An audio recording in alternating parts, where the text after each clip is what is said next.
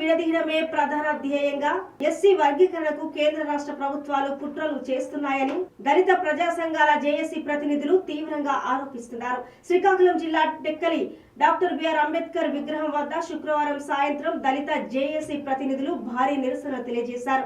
ఇక ఎస్సీలను విడదీయడమే ప్రధాన ఎజెండాగా ప్రధానమంత్రి మోదీ ప్రతిపాదనలు అమలు చేస్తున్నారని, ఇక దీనికి భారత న్యాయస్థానం భాగస్వామ్యం రావడం చాలా విచారకరమని జేఏసీ నాయకులు ఆరోపించారు. ఇక భారత రాజ్యాంగంలోని 341 ఆర్టికల్ను మార్చడానికి వీలు లేదని న్యాయ నిపుణులు అంటున్నారు. ఇది కేవలం దళితులను చీల్చి విభజించి పాలించడమేనని పేర్కొన్నారు. ఇక దళితులపై జరుగుతున్న అన్యాయంపై దేశవ్యాప్తంగా దళితులంతా న్యాయ పోరాటానికి సిద్ధమవుతున్నామని, పల్లె నుండి ఢిల్లీ వరకు పోరాటానికి సిద్ధం కావాలని పలువురు పిలుపునిచ్చారు. ఈ కార్యక్రమంలో దళిత బహుజన ప్రతినిధులు బోకర బాలకృష్ణ, చల్లా రామారావు, కూరాకుల యాదవ్, బోకర నారాయణరావు, కుప్పిలి కామేశ్వరరావు, సిహెచ్ లింగరాజు, అట్ల రాహుల్, ఎట్ల గోపి, బంగారు ధర్మారావు, పలువురు నాయకులు పాల్గొన్నారు.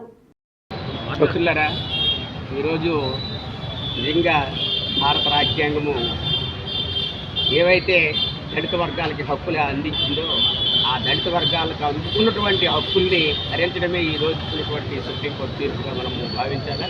అందులో దీనికంటే ముందు ఒక 6 నెలలు వెనక్కి లేదా ఒక 4 నెలలు వెనక్కి వెళ్తే మనకు చాలా స్పష్టంగా ఎవరు ఎవరితో కలిశారు, ఎవరినో హత్తుకున్నారు, వీళ్ళు వెనుకున్నటువంటి నేపథ్యం మనకు అర్థం కావాలి. దీన్ని వెనుకున్నటువంటి నేపథ్యం అర్థం అవ్వకుండా ఈవేళ ఏదైతే బయట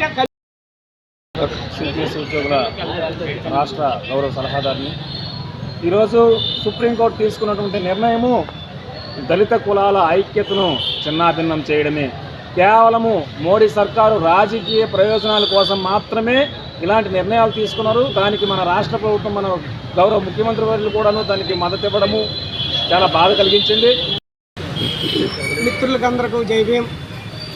ఈరోజు ఎస్సీ వర్గీకరణ అంది చాలా బాధాకరణం.